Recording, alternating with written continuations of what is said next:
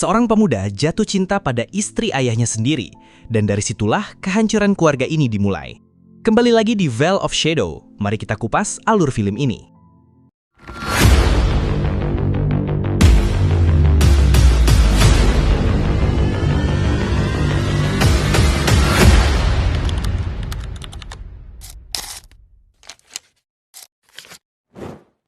Berlatar di Italia Selatan tahun 1961, seorang duda tua bernama Fosco yang hidup sendirian, akhirnya menikah lagi dengan seorang janda muda dan cantik bernama Anna. Anna datang bersama putrinya yang masih kecil, Santina. Keluarga besar Fosco langsung merasa curiga. Mereka yakin Anna hanya mengincar harta Fosco, apalagi ia datang dengan tanggung jawab membesarkan anak. Namun berbeda dengan yang lain, Fernanda, kakak perempuan Fosco yang juga pernah menikah dengan pria tua karena harta, justru menyambut Anna dengan hangat.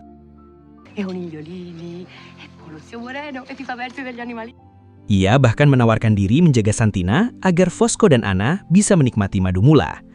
Saat sesi foto keluarga, suasana terasa canggung. Livio, anak laki-laki Fosco, tampak tidak nyaman.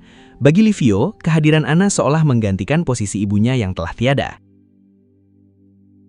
Sementara itu, Livio masuk ke rumah untuk berganti pakaian. Anna menyapanya dan mencoba mencairkan suasana. Livio pun berharap hubungan mereka bisa lebih akrab. Di sisi lain, Fosco bersama teman-temannya justru pergi membuka makam tua untuk mencari artefak berharga. Mereka sempat dikejar polisi, namun berhasil melarikan diri. Keesokan harinya, Livio menghabiskan waktu di pantai bersama teman-temannya. Seorang gadis bernama Antonella yang diam-diam menyukainya menyelipkan surat cinta di skuternya. Namun Livio hanya menjadi bahan candaan teman-temannya. Beberapa hari kemudian, Fosco dan Anna kembali ke rumah. Santina menyambut anaknya dengan penuh kebahagiaan. Anna memberikan hadiah kecil kepada Fernanda, sementara Fosco membawa oleh-oleh untuk Livio. Namun Livio tetap terlihat dingin. Ketegangan muncul saat Fosco tanpa sengaja menyinggung almarhum ibu Livio. Hal itu membuat Livio kesal.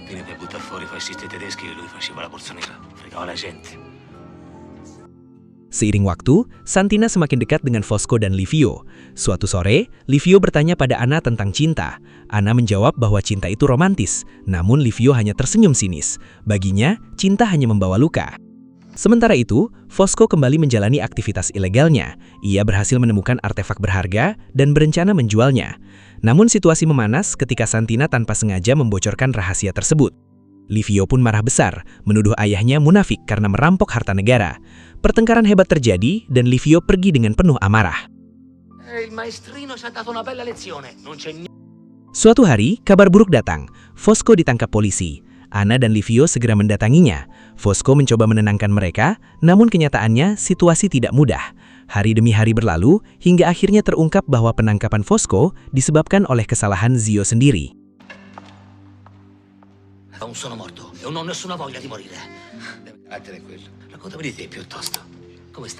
Di tengah situasi tersebut, hubungan Livio dan Anna mulai berubah. Mereka semakin dekat, saling berbagi cerita dan dukungan. Hingga suatu hari, tanpa sadar, batas di antara mereka mulai hilang. Livio mengungkapkan perasaannya. Awalnya, Anna menolak dan berusaha menjaga jarak. Namun emosi yang terus menumpuk akhirnya meledak. Mereka terjebak dalam hubungan. Sementara itu, Antonella diam-diam mengetahui hubungan mereka. Namun Livio menganggapnya tidak berbahaya.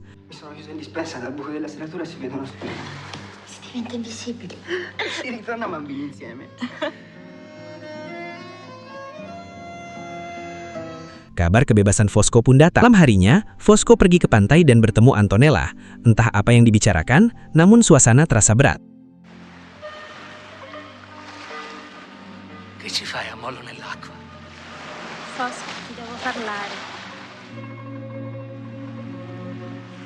Saat kembali ke rumah, Fosco yang labuk mengungkapkan perasaannya kepada Livio. Ia meminta maaf dan menunjukkan kasih sayangnya sebagai ayah. Livio pun akhirnya merasakan kedekatan yang selama ini hilang. Ia memutuskan untuk pergi menjalani tugas militer.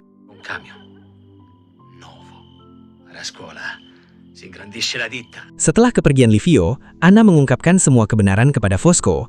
Namun reaksi Fosco di luar dugaan. Ia tetap tenang.